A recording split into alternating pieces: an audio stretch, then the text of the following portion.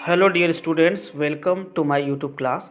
तो बच्चों, इस क्लास में हम बात करेंगे एरोमेटिसिटी की और कुछ बेंजीन की रिएक्शंस की, मतलब electrophilic substitution reactions of benzene. तो सबसे पहले हम बात करें एरोमेटिसिटी की। तो देखो, किसी भी ऑर्गेनिक कंपाउंड की एरोमेटिसिटी मतलब कंपाउंड एरोमेटिक होगा या नहीं होगा, इस चीज़ को हम कैसे कंसिडर करेंगे। तो इसके लिए कुछ रूल्स हैं। इन सारे रूल्स को जो कंपाउंड ऑर्गेनिक कंपाउंड फॉलो करेगा वो कंपाउंड एरोमेटिक नेचर का होगा। और इन सारे रूल्स में से अगर कोई भी एक रूल फॉलो नहीं किया ऑर्गेनिक कंपाउंड, तो एरोमेटिक नेचर का नहीं होगा। ठीक है। तो सबसे पहला देखो बच्चों, कंडीशन क्या है कि जो भी ऑर्गेनिक कंपाउंड है, molecule should be cyclic. Compound cyclic होना चाहिए। ठीक है, साइक्लिक होना चाहिए, ओपन चेन में नहीं होना चाहिए। जैसे इस तरीके से साइक्लिक होना चाहिए, प्लेनर होना चाहिए। प्लेनरिटी हमें कैसे पता चलेगी? हर एक कार्बन पे क्या होना चाहिए? sp2 हाइब्रिडाइजेशन होना चाहिए। तो इससे हमें ये कंफर्म हो जाएगा, अगर हर एक कार्बन पे sp2 हाइब्रिडाइजेशन है तो इसका मतलब वो ऑर्गेनिक कंपाउंड क्या है? प्लेनर है। इसमें भी कभी कभी कुछ एक आध कार्बन पे sp3 भी हो सकता है।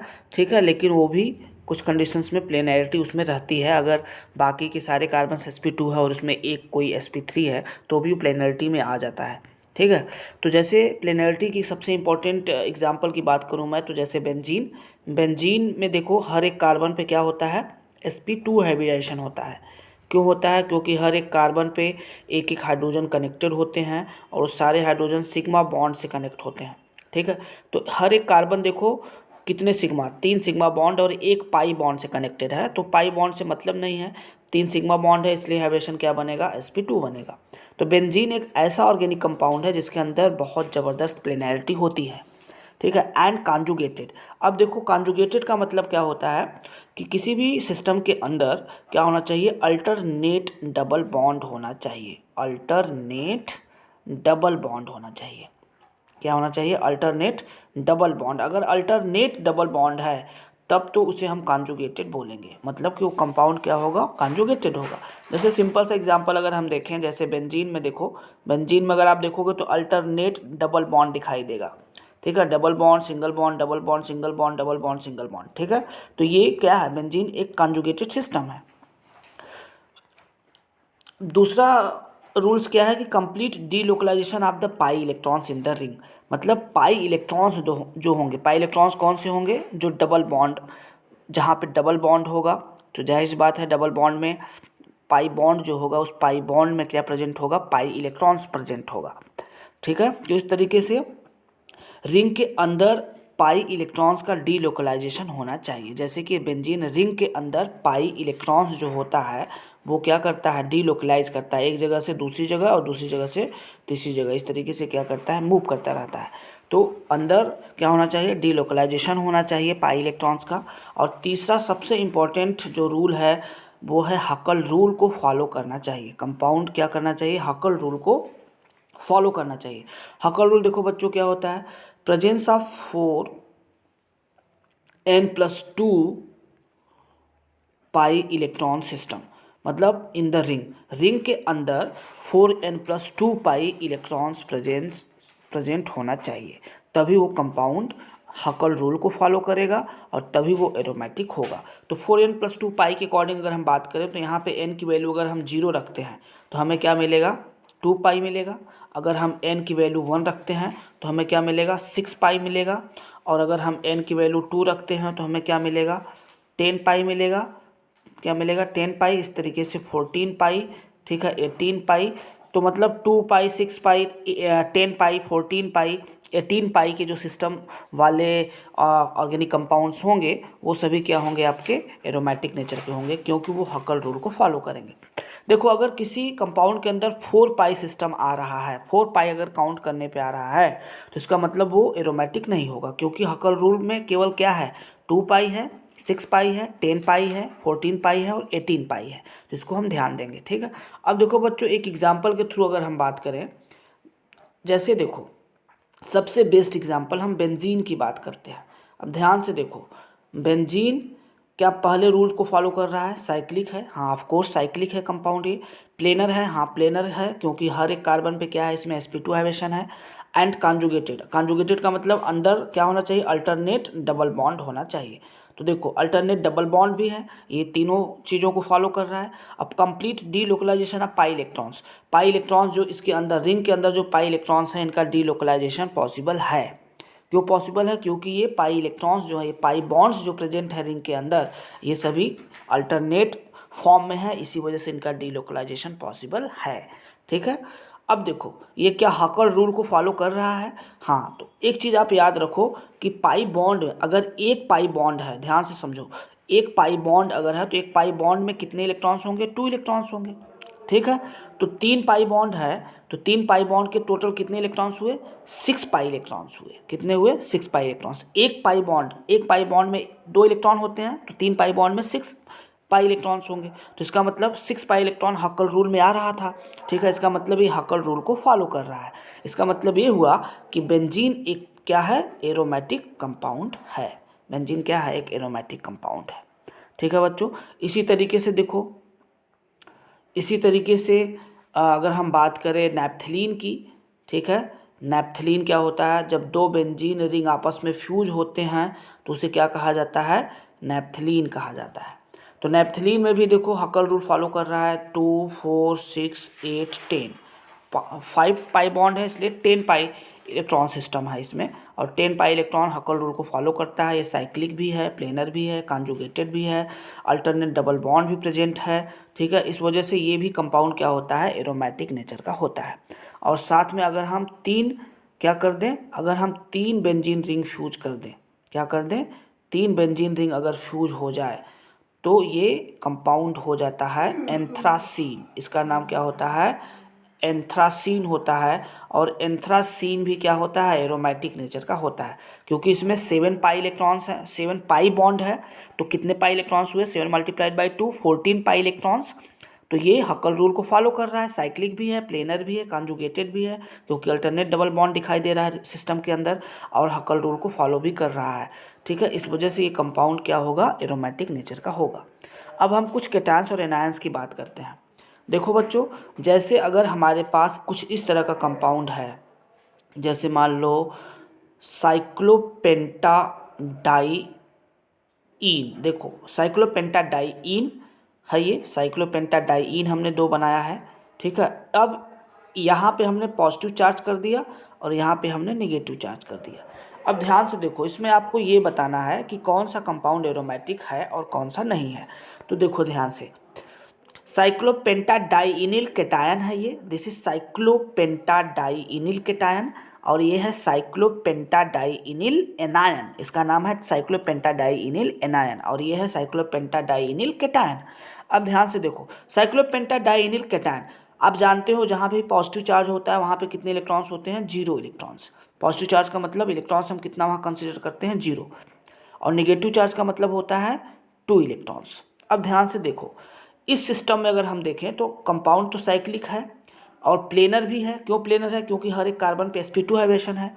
और कॉन्जुगेटेड भी है। क्यों कॉन्जुगेटेड है?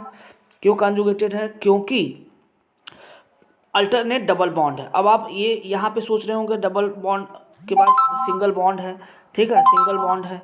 अब इस वजह से अब सिंगल बॉन्ड जी जरूर है, लेकिन यहाँ पे इन दोनों सिंगल बॉन्ड के बीच में ध्यान देना, अगर दोनों सिंगल बॉन्ड के बीच में, 2 सिंगल बॉन्ड के बीच में अगर पॉजिटिव चार्ज है या नेगेटिव चार्ज है तो वो कॉन्जुगेशन में इन्वॉल्व हो जाता है। पॉजिटिव चार्ज और नेगेटिव चार्ज क्या होते हैं? कॉन्जुगेशन में इन्वॉल्व हो जाते हैं, इसलिए उसे कॉन्जुगेटेड सिस्टम कहा जाता है।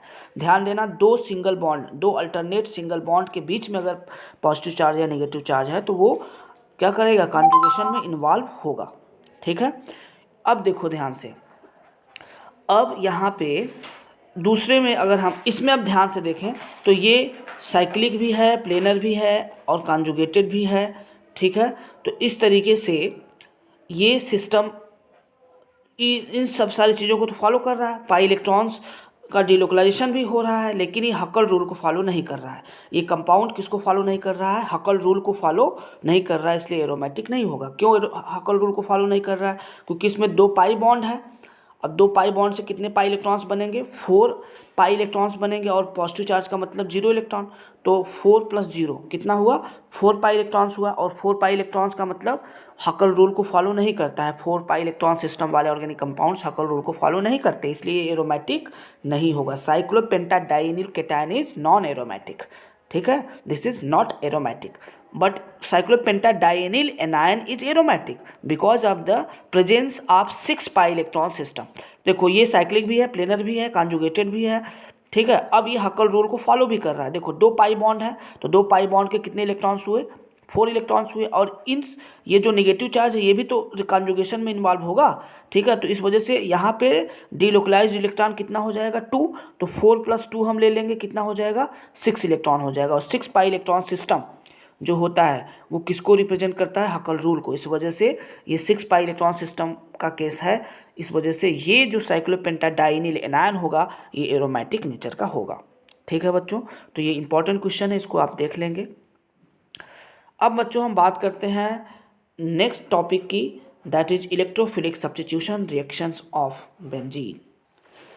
देखो बच्चों, इसको पढ़ने से पहले एक इम्पॉर्टेंट रिएक्शन बता दूं। कभी कभी कन्वर्जन के फॉर्म में क्वेश्चन पूछे जाते हैं कि फिनॉल से बेंजीन कैसे बनाओगे। तो फिनॉल क्या होता है, बेंजीन के ऊपर जब हम OH कनेक्ट करते हैं तो ये कंपाउंड, इस कंपाउंड का नाम हो जाता है फिनॉल। और ये फिनॉल पे जब हम जिंक डस्ट डालते हैं, क्या डालते हैं, जिंक डस्ट, तो यहाँ से ये OH हट जाता है और यहाँ पे ये कन्वर्ट हो जाता है किसमें, बेंजीन में। तो ये रिएक्शन आप याद रखेंगे, this is most important reaction for the conversion, ठीक है। तो फिनॉल से अगर बेंजीन बनाना है तो हम क्या करेंगे, जिंक डस्ट यूज करेंगे। क्या यूज करेंगे, zinc dust. Zinc dust use करोगे तो बेंजीन में कन्वर्ट हो जाएगा, और साथ में जिंक ऑक्साइड, क्योंकि ये जिंक इस ऑक्सीजन को क्या करता है, इंटेक कर लेता है और जिंक ऑक्साइड में कन्वर्ट हो जाता है। तो बेंजीन और जिंक ऑक्साइड बनेगा, जिसमें जिंक ऑक्साइड बाई प्रोडक्ट होगा और मेन प्रोडक्ट बेंजीन होगा, ठीक है। तो इस रिएक्शन को याद रखना। अब देखो बच्चों, नेक्स्ट जो रिएक्शन है वो नाइट्रेशन ऑफ बेंजीन है, ये भी इंपॉर्टेंट रिएक्शन है। बेंजीन का नाइट्रेशन करने के लिए हमें क्या चाहिए, नाइट्रेटिंग एजेंट्स चाहिए। देखो नाइट्रेशन ऑफ बेंजीन, कहीं भी नाइट्रेशन वाले रिएक्शंस अगर सुनो तो वहाँ पे इस चीज़ को हमेशा याद रखना, वहाँ पे जो रिएजेंट यूज होगा वो क्या होगा, कंसनट्रेट HNO3 यूज होता है और कंसनट्रेट H2SO4 यूज होता है, ठीक है। तो कंसनट्रेट HNO3 और कंसनट्रेट H2SO4 ये रिएजेंट यूज किए जाते हैं नाइट्रेशन रिएक्शन के लिए। तो बेंजीन के नाइट्रेशन रिएक्शन के लिए हम क्या करेंगे कि सबसे पहले हमने रिएक्टेंट लिखा बेंजीन। अब बेंजीन का रिएक्शन किससे होगा भाई, कंसनट्रेट HNO3 के साथ और साथ में कंसनट्रेट सल्फ्यूरिक एसिड H2SO4 के साथ रिएक्शन होगा। तो ये नाइट्रेटिंग एजेंट्स हैं, कंसनट्रेट HNO3 और कंसनट्रेट H2SO4 के मिक्सचर को हम नाइट्रेटिंग एजेंट बोलते हैं, नाइट्रेटिंग एजेंट। और ये दोनों क्या जनरेट करते हैं, NO2+ इलेक्ट्रोफाइल जनरेट करते हैं, NO2+ इलेक्ट्रोफाइल जनरेट करते हैं, और यही इलेक्ट्रोफाइल जाके बेंजीन रिंग से क्या होता है, जुड़ जाता है। बेंजीन से जब NO2 जाके जुड़ेगा तो ये बन जाएगा किसमें, कन्वर्ट हो जाएगा नाइट्रोबेंजीन में। किसमें कन्वर्ट हो जाएगा, नाइट्रोबेंजीन में। तो इस बात को याद रखना बच्चों, कंसनट्रेट HNO3 और कंसनट्रेट H2SO4 एक नाइट्रेटिंग एजेंट है जो NO2+ इलेक्ट्रोफाइल जनरेट करता है, और यही इलेक्ट्रोफाइल बेंजीन से जाके कनेक्ट हो जाता है, ठीक है, और नाइट्रोबेंजीन बना देता है, ठीक है। तो नाइट्रेशन ऑफ बेंजीन में प्रोडक्ट क्या होगा, नाइट्रोबेंजीन होगा। इस रिएक्शन को आप जरूर याद कर लेंगे। नेक्स्ट है हाइलोजिनेशन ऑफ बेंजीन। देखो बच्चों, हाइलोजिनेशन में हम क्या करते हैं, बेंजीन, हमने रिएक्टेंट बेंजीन ले लिया। हाइलोजिनेशन में जनरली हम Cl2 या Br2 यूज करते हैं, तो हमने यहाँ पे Cl2 ले लिया, ठीक है। और यहाँ पे एनहाइड्रस को शॉर्ट में हमने लिख दिया है, एनहाइड्रस एल्यूमिनियम क्लोराइड यूज किया जाता है। ये एक लेविस एसिड कैटलिस्ट होता है।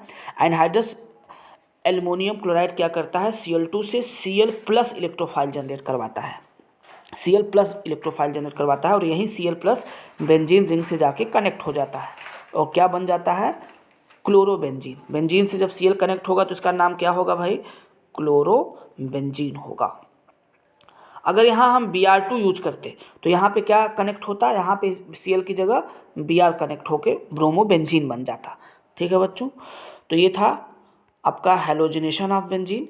हमने अभी जो रिएक्शन बताया that is halogenation of benzene. अब हम बात करते हैं सल्फोनेशन की, ठीक है। देखो बच्चों, सल्फोनेशन ऑफ बेंजीन में जनरली हम बेंजीन का रिएक्शन कंसनट्रेट सल्फ्यूरिक एसिड से करते हैं और साथ में इसमें हम मिक्स करते हैं सल्फर ट्राईऑक्साइड, और ये दोनों जब आपस में मिक्स होते हैं तो ओलियम का फॉर्मेशन होता है। ओलियम फ्यूमिक सल्फ्यूरिक एसिड बनता है, ओलियम जिसको कहा जाता है, और दोनों कंबाइंड होकर जनरली H2SO7 बनते हैं और H2SO7 को ही ओलियम कहा जाता है। ये क्या इलेक्ट्रोफाइल जनरेट करता है, SO3H+। यहाँ पे क्या इलेक्ट्रोफाइल जनरेट होता है, SO3H+, और यही SO3H+ क्या होता है, बेंजीन से जाकर कनेक्ट हो जाता है SO3H और बन जाता है बेंजीन सल्फोनिक एसिड। ठीक है, तो इस रिएक्शन को भी याद कर लेंगे। नेक्स्ट है फ्रीडल-क्राफ्ट्स एल्काइलेशन रिएक्शन। देखो बच्चों, फ्रीडल-क्राफ्ट रिएक्शन दो तरह के होते हैं। फ्रीडल-क्राफ्ट रिएक्शन दो तरह के होते हैं, एक फ्रीडल-क्राफ्ट एल्काइलेशन होता है और एक फ्रीडल-क्राफ्ट एसाइलेशन रिएक्शन होता है। ये दो अलग अलग रिएक्शंस हैं, इसको आप याद रखेंगे। फ्रीडल-क्राफ्ट एल्काइलेशन में देखो हम क्या करते हैं बच्चों, बेंजीन का रिएक्शन हम एल्काइल हैलाइड के साथ करते हैं, RX के साथ, एल्काइल हैलाइड के साथ। और फ्रीडल-क्राफ्ट एसाइलेशन में हम क्या करते हैं, बेंजीन का रिएक्शन एसाइल हैलाइड ArCOX के साथ करते हैं। ठीक है, this is acyl halide, this is acyl halide, और ये है आपका एल्काइल हैलाइड।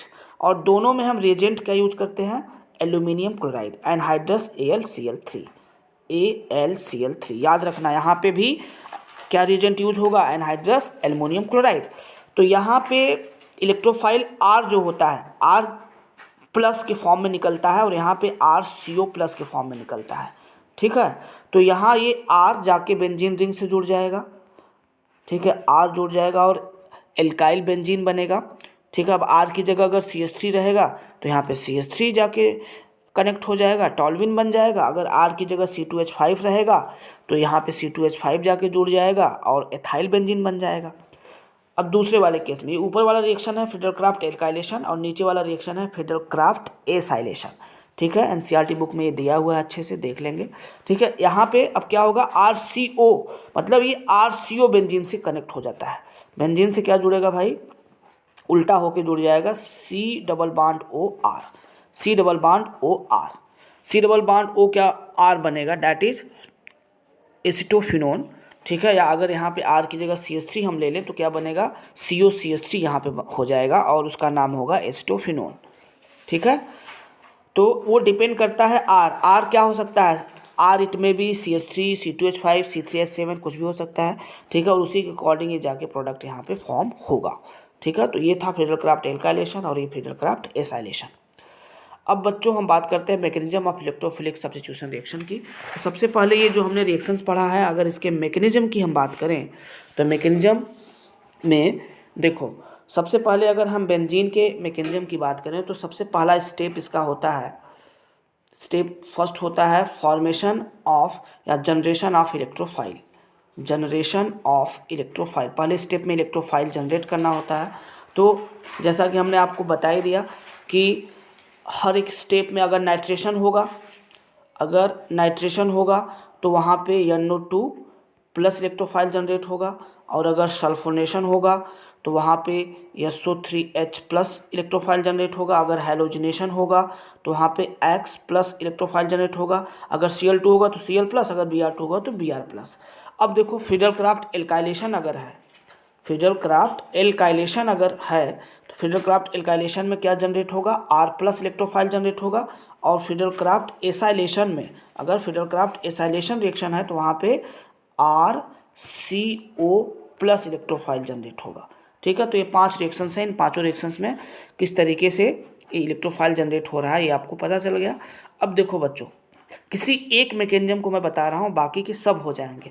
सेकेंड स्टेप में देखो क्या होता है, स्टेप सेकेंड में होता है formation of carbocation intermediate. Formation of carbocation intermediate, second step में कार्बोकैटायन इंटरमीडिएट बनता है। देखो, सेकेंड स्टेप में कार्बोकैटायन इंटरमीडिएट कैसे बनता है, ये बेंजीन हो गया। ठीक है, मान लो यहाँ पे इलेक्ट्रोफाइल है, कोई भी इलेक्ट्रोफाइल। अगर नाइट्रेशन की बात की जाएगी तो वहाँ पे NO2+ इलेक्ट्रोफाइल होगा। सल्फोनेशन की बात की जाएगी तो SO3H+ इलेक्ट्रोफाइल होगा। हैलोजनेशन की बात की जाएगी तो वहाँ X+ इलेक्ट्रोफाइल होगा। फ्रीडल-क्राफ्ट एल्काइलेशन की बात होगी तो R+ इलेक्ट्रोफाइल होगा। अगर फ्रीडल-क्राफ्ट एसाइलेशन की बात होगी तो वहाँ RCO+ इलेक्ट्रोफाइल होगा। ठीक। ठीक है। तो अब यहाँ इलेक्ट्रोफाइल, ये जो पाई बॉन्ड होता है बेंजीन का, इस इलेक्ट्रोफाइल पे अटैक होता है और ये कन्वर्ट हो जाता है कार्बोकेटायन में, कुछ इस तरीके से। ठीक है, यहाँ से एक बॉन्ड हट जाएगा, ये बॉन्ड जो पाई बॉन्ड है बेंजीन का टूट जाता है। ठीक है, यहाँ पे पॉजिटिव चार्ज आता है और इसी से, इस वाले कार्बन से एक हाइड्रोजन तो कनेक्टेड ही था पहले से, और इसी कार्बन से जाके इलेक्ट्रोफाइल कनेक्ट हो जाएगा और ये जो बन रहा है इसको हम बोलते हैं कार्बोकेटायन इंटरमीडिएट। इसके नीचे देखो रिजोनेटिंग स्ट्रक्चर भी दिया है एनसीईआरटी बुक में, तो कोई दिक्कत नहीं है, आप उसको नहीं भी बनाएंगे तो कोई दिक्कत नहीं है। ठीक है, तो ये सेकेंड स्टेप हो गया आपका। अब देखो बच्चों, जो थर्ड स्टेप होता है आपका, थर्ड स्टेप है, स्टेप नंबर थर्ड, मैकेनिज्म का थर्ड स्टेप है removal of proton. Removal of proton, removal of proton की अगर हम बात करें तो रिमूवल ऑफ प्रोटॉन में देखो क्या होगा। जैसे ये कार्बोकेटायन इंटरमीडिएट जो बना था, इस कार्बोकेटायन इंटरमीडिएट से क्या रिमूव होगा, H+। ये जो H आप देख रहे हो, ये H क्या करेगा, रिमूव हो जाएगा। किस फॉर्म में, H- के फॉर्म में ये रिमूव हो जाएगा, सॉरी H+ के फॉर्म में क्या होगा, ये रिमूव हो जाएगा। ठीक है, तो जब ये H+ के फॉर्म में रिमूव हो जाएगा, ठीक है, तो ये कन्वर्ट हो जाएगा किस में, यहाँ से H+ निकल जाएगा, ये पॉजिटिव चार्ज हट जाएगा और यहाँ पे E जुड़ जाएगा। E मतलब क्या होगा आपका, E का मतलब क्या होगा, इलेक्ट्रोफाइल। ठीक है, E का मतलब इलेक्ट्रोफाइल। तो देखो बच्चों, इस तरीके से इलेक्ट्रोफाइल, E मतलब इलेक्ट्रोफाइल होगा। ठीक है, तो इतना भी आप मैकेनिज्म में लिखोगे तो सफिशियंट है। ठीक है, इसको देख लेना। कुछ और भी रिएक्शंस है बच्चों, ठीक है, उसको आप देख लो, इंपॉर्टेंट रिएक्शन है। देखो, अगर हम बेंजीन पे 3H2 का एडिशन करवाते हैं निकिल के साथ, अगर हीट करते हैं तो ये विग्रस रिएक्शन होता है, हाई टेम्परेचर और हाई प्रेशर पे होता है, और बेंजीन के अंदर के सारे पाई बॉन्ड टूट जाते हैं और उन हर एक पाई बॉन्ड पे एक एक हाइड्रोजन कनेक्ट होके साइक्लोहेक्सेन में कन्वर्ट हो जाता है। ठीक है, और एक रिएक्शन है बेंजीन।